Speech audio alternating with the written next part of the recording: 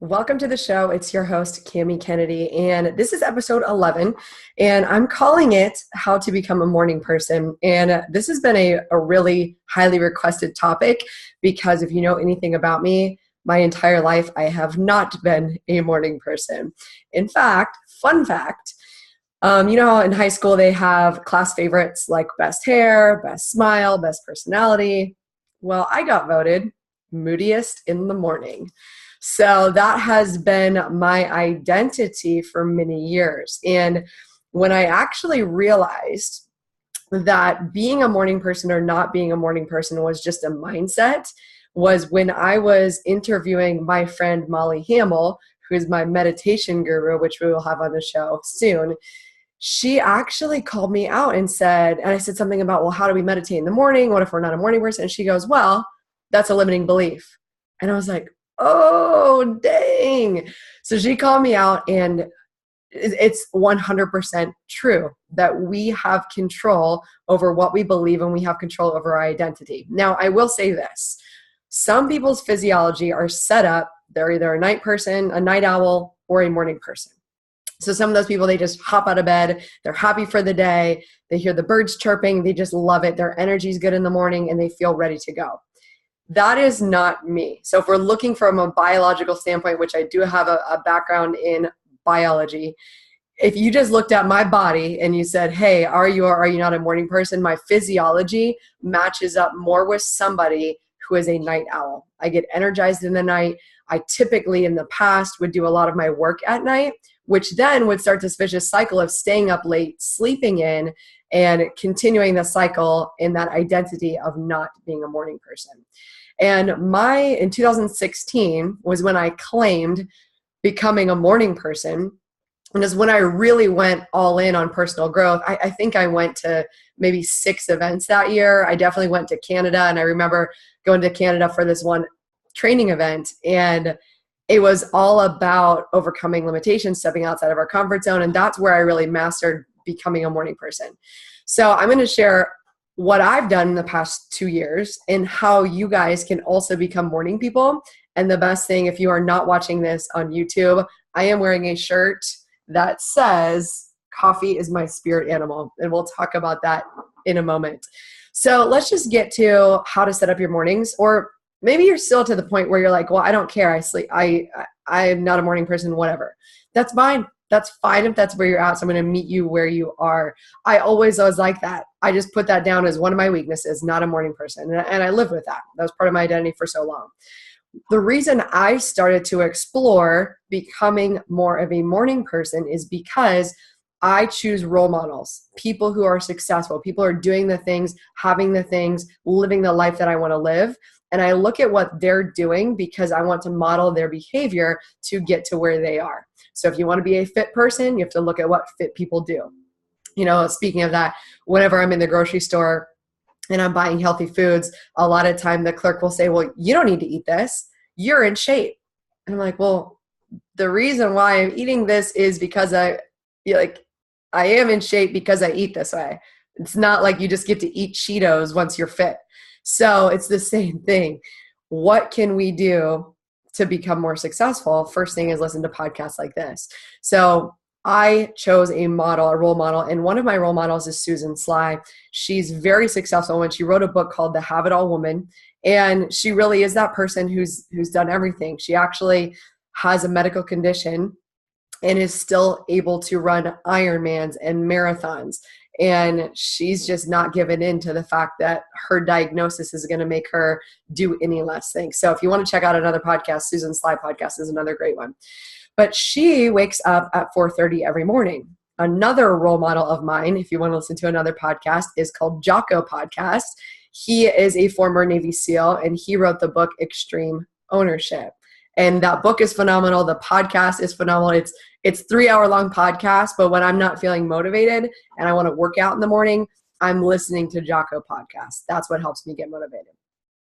So first things first is to set a role model. If you want to change your life, if you want to start a fitness routine, if you want to start just being happier in general, making a bigger impact, doing better at work, showing up better for your family in the mornings. I have stories whenever I was younger.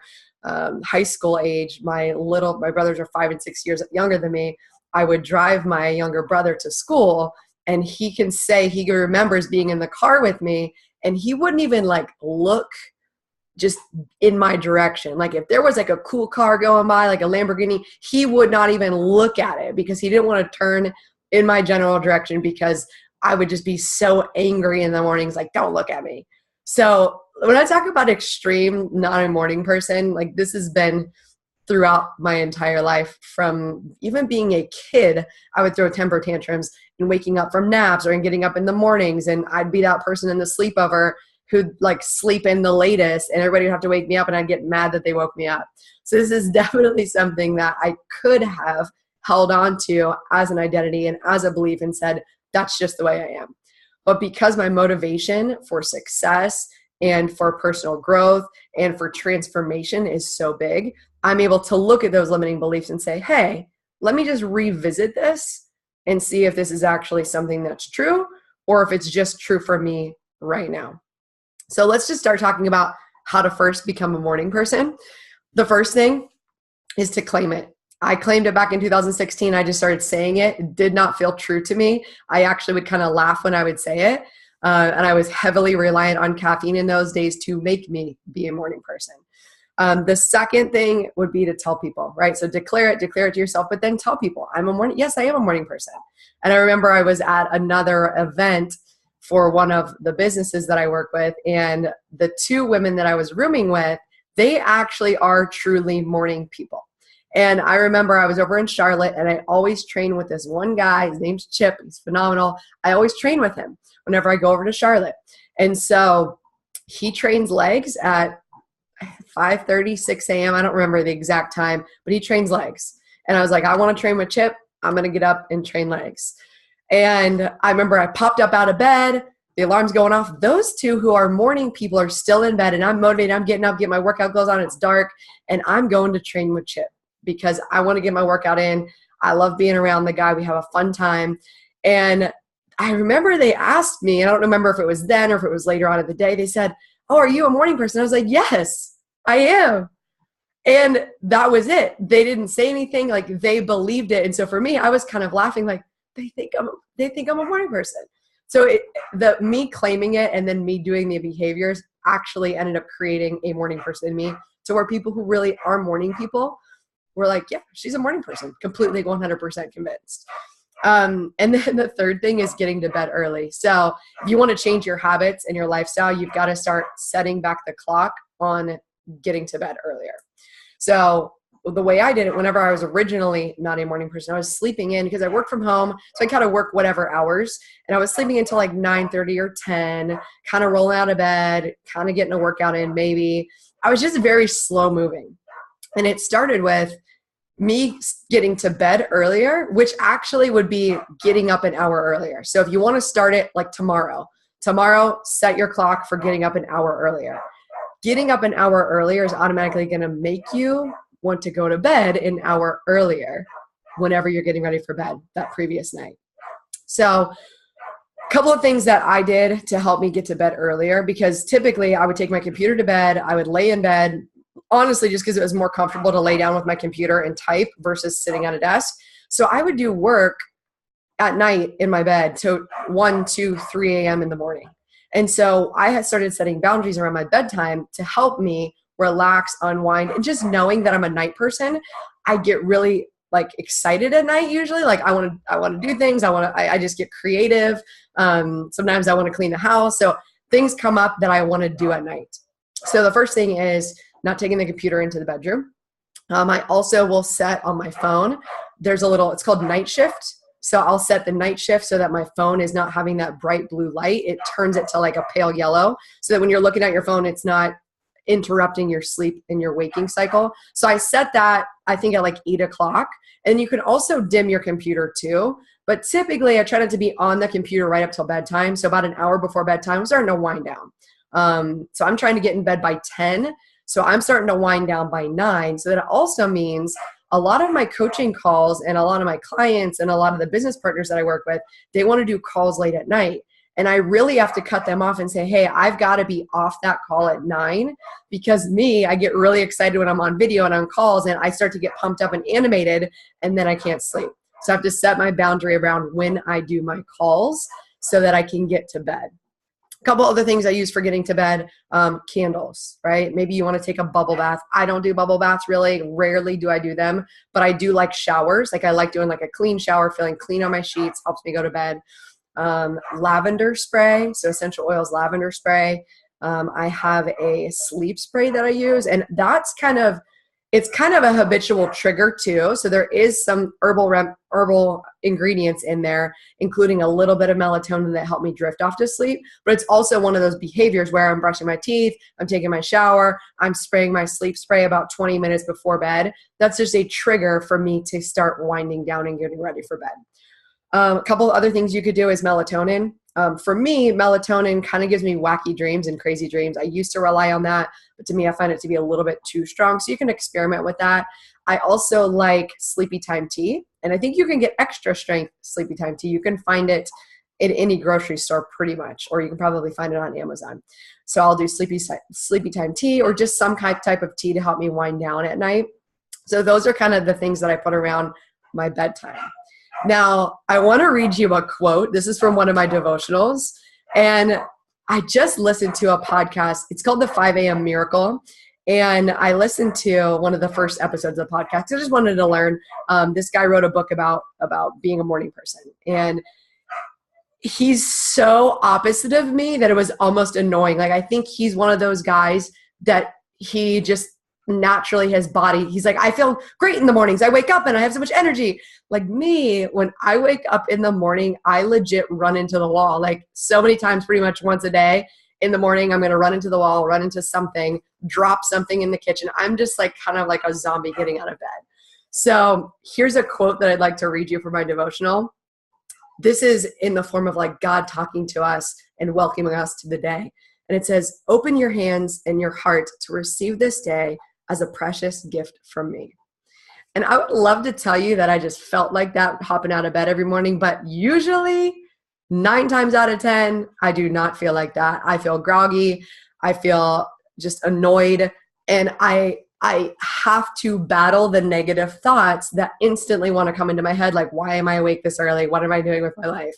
So a couple things here. I immediately will put on elevation worship music. I have Amazon Prime membership, so I'll put that on. I love the songs. I love waking up to that. I also have a playlist on YouTube, which I can share. It's called like morning. I think it's just called morning songs. And so for the longest time, if I was needing just a pick me up, Jocko podcast was on there. He's got like some 3 or 4 minute clips. Sometimes I would wake up with a morning meditation or just a really beautiful song. And that would start to get me grateful and kind of like up and moving. Now, how about getting out of bed just in general? You know, if you have your phone or you've got your alarm clock right beside you, typically we're hitting snooze over and over again, snoozing the alarm. I set 3 alarms on my phone, and then I have 2 alarms that are actually physical alarms with batteries in them across the room from me, which requires me to get up from bed. So I have those 3 alarms on my phone, which I kind of allow myself to snooze a little. But once the alarm goes off on the other side of the room and I get up to shut it off, I am not going back to bed. That is just one of the standards that I've set. I make my bed, I pull up the sheets, I pull up the covers, and then I hop out. Now, if I have a client, I've been a morning person for about 1.5 years, but in this past year, I have a client that I train at 5:30 a.m. So I get up, I go to him, and that's helped me getting up even earlier. And I do find when I have those days, I mean, I love getting up super early, but I get so much more done. And then I still have a good window of time before like 9 a.m. whenever people's day starts. So I'll get up. If I have a client, I'll train my client. When I come back, I have 2 dogs, 1 foster dog. So I'm taking the dogs out. I take them out to the dog park, and I just kind of sit there at the dog park. At that point, I'll do a little devotional. So I'll go into YouVersion, which is a Bible app, and I'll just read a quick devotional there, try to get my mindset right. And then from there, typically I'll feed the dogs. And what I was doing is I was trying to run with 2 dogs, because originally I had 1 dog and it was great. We would run together. I trained him to run really well. Then I have this other dog. She's a pit bull mix. So she's just very like feisty and she wants to pull. And I was finding that my morning run with 2 dogs was actually really aggravating me. So I just decided, you know what? Let me take the dogs out, let them play, take them for a walk, put them back in the house, and let me go do my run. When I'm on my run, I'm listening to something. I'm either listening to a podcast. I'll usually listen to Joel Osteen. I like their uplifting, they're 20 minutes. I'll listen to Addicted to Success. I'm really into that right now. And I'll get on a kick of like binge listening to something, whatever season I'm in. One YouTube video that's out there that's phenomenal that I listen to probably for 6 months straight every day is Tony Robbins' Hour of Power. And it just helped me kind of get his success strategies into my brain as I was doing my morning movement. Then I'll go into my garage gym. If I don't have a client or I don't have anything to teach right at 9 a.m. or so, I go into my garage gym. I'll finish out my workout. Between 8 and 9, the business that I work with, we have team calls in the morning. So I'll usually put the team call on where it's just on a conference call. I mute it out and I'm working out listening to that team call, or I'm continuing to listen to a podcast. So right then and there, movement for me is what gets me going. So I've now actually been caffeine free for 11 days, and I am caffeine free because I'm going to a retreat in Bali next month. So in July, if you're listening to this, July of 2018, I'm going to a retreat in Bali, and it's a business retreat that's also caffeine free. So today is my day 11 of having no caffeine, and I would be lying if I said that I'm a beautiful morning person without caffeine, because it's been tough. But what I've learned and realized is that I need to get out, get sweating, get moving, get my body moving, get my blood flowing in order for me to feel awake, rejuvenated, get the endorphins going, and help me be a better human in the mornings. So a quick movement. And if you guys want some movement routines, I have those on YouTube. I'll put those in the show notes as well.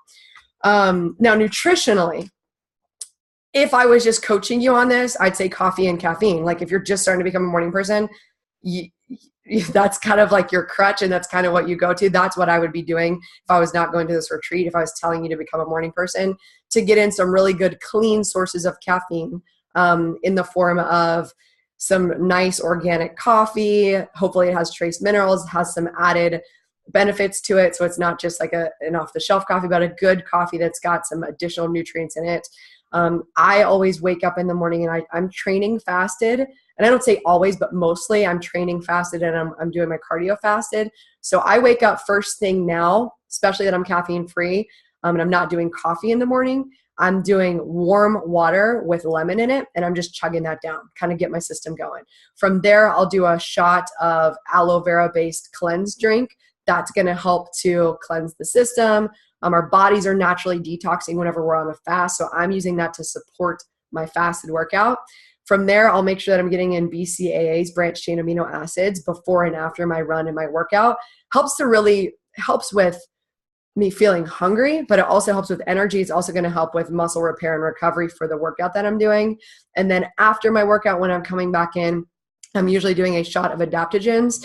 And since I'm now caffeine free, I'm upping my adaptogens. So if you're looking, ashwagandha is a component of there. Adaptogens are just, it's Chinese medicine, basically. It's herbs that kind of give you a little bit of energy. So I've been using that to help with my energy from being caffeine free. So those are my nutritional strategies. And then I do want to talk about the perfect morning routine, because it's always changing. It's always evolving. So I think people are like, well, what do you do? What should I do? It really isn't about what I do or what somebody successful does. I think you can model it, and then you've got to kind of shape it around what's going to work for you. So for me right now, I am feeling pulled and I'm feeling a calling in a direction to get more into meditation and journaling like I used to do, and spending more time in prayer. What I can't do, what I realize, is just wake up, open up the Bible or open up a devotional and read it. That's just going to put me right back to sleep. So I've got to get up and get moving. Then after I'm moving and the blood's flowing, pumped up, then I can come back down, sit down, journal, get inspired. One book that I love is called The Magic, and it actually has practices in it. And one of the practices in it is morning gratitudes. And so the morning gratitudes are just writing 10 things that you're grateful for every single day. And when I was on a routine of that, that was great. It just got my mind, instead of thinking those negative things, it got my mind thinking of the positive things right away in the morning. So that's something that I would like to add back in. Not sure where I'll put it, but it's definitely going to be on the back end after I've worked out. And then the second thing is adding in more actual prayer time and journaling time. There are some times when I'm listening to headphones, I'm actually doing a meditation. Right now I'm in the mood to do moving meditations. That's kind of where I'm doing my prayer, my meditation, and kind of listening to the spirit. That's what I'm doing. But in the direction that I'm going in, I would like to be more disciplined around setting up that structured meditation, prayer, and gratitude time. So that is the direction that I'm moving into. But for this episode, I just wanted to give you guys some good actionable tools, because a lot of people have known that I've made this transformation in the past 2 years. And now I've added on this additional layer of being caffeine free, which is hilarious to me. And so I'm giving you guys strategies of where to start and what to do. I'd love to start a discussion about this. So if you're not already in my Facebook group, I'll put the link in the show notes. I have a Facebook group called Fit, Faith, Freedom, Lifestyle, where we talk about all of this stuff, personal growth, development, mindset. You guys can hop in that group. It's free, and we can start a discussion around morning routines and what's a good idea. And I've even coached a client around this too, and she's loving her morning routine, but she created it. I didn't create it. I just walked her through it on what would feel good for her, and she tested it out, she tried it, and she found something that she now craves, and she sees that this is setting her up for success throughout the day. She gets more done, she feels more energetic, she feels happier. So if you are not currently having a morning routine, adding in one thing, here's the deal. You already have a morning routine, and it might be jumping out of bed, being angry. That was my morning routine for 30 years of my life. So you do have one. We're just looking to shift it and transform it in the direction of how you want to change your life and how you want to show up in life. The second thing, if you are local to Raleigh, North Carolina, I am doing my first retreat for women called the Beautiful Power Retreat. It's on July 14th. It's all about tribe and transformation. So you'll come with your intentions, your fears, your insecurities. We will transform those and build a tribe through this 6-hour retreat. So visit the link. I'm going to put the link in the show notes. Visit the link. Would love to have you. You'll walk away with a new tribe.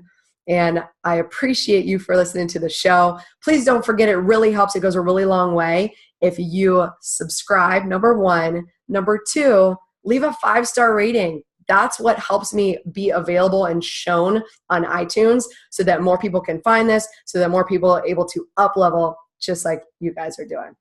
Thank you so much.